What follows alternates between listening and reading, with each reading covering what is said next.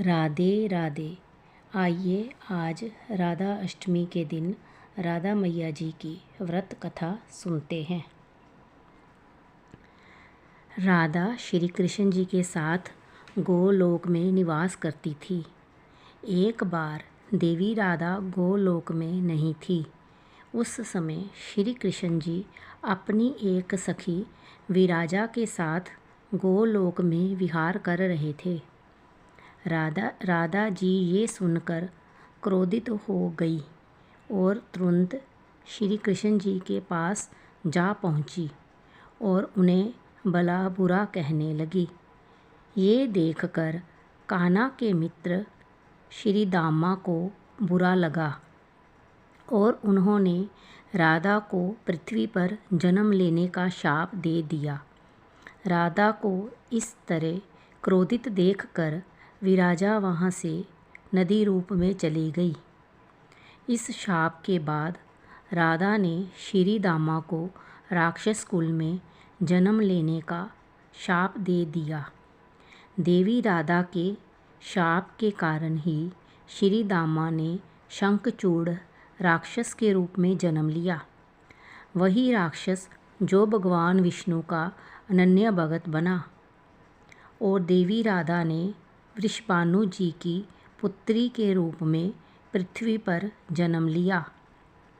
लेकिन राधा वृषभानु जी की पत्नी देवी कीर्ति के गर्भ से नहीं जन्मी। जब श्री दामा और राधा ने एक दूसरे को शाप दिया, तब श्री कृष्ण जी ने राधा से कहा कि आपको पृथ्वी पर देवी कीर्ति और वृषभानु जी की पुत्री के रूप में रहना है।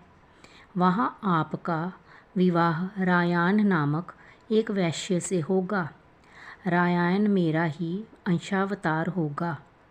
पृथ्वी पर आप मेरी प्रिया बनकर रहोगी। उस रूप में हमें विछोह का दर्द सहना होगा। जब आप पृथ्वी पर जन्म लेने की तैयारी करें, संसारिक दृष्टि में देवी कीर्ति गर्भवती हुई और उन्हें प्रसव भी हुआ। लेकिन देवी कीर्ति के गर्भ में योग माया की प्रेरणा से वायु का प्रवेश हुआ और उन्होंने वायु को ही जन्म दिया। जब वह प्रसव पीड़ा से गुजर रही थी, उसी समय वहाँ देवी राधा कन्या के रूप में प्रकट हो गई। कृष्ण प्रिया राधा रानी के प्राकट्य दिवस पर व्रत रखने से भगवान श्री कृष्ण जी प्रसन्न होते हैं और मनोवांछित फल प्रदान करते हैं। राधा नाम संसार के सभी दुखों को हरने वाला है। मान्यता के अनुसार इस व्रत को करने से धन की कमी नहीं होती और घर में बरकत बनी रहती है। कथा समाप्त हुई। राधे राधे। कृपया मेरे चैनल को लाइक, शेयर, कमेंट और सब्सक्राइब करें।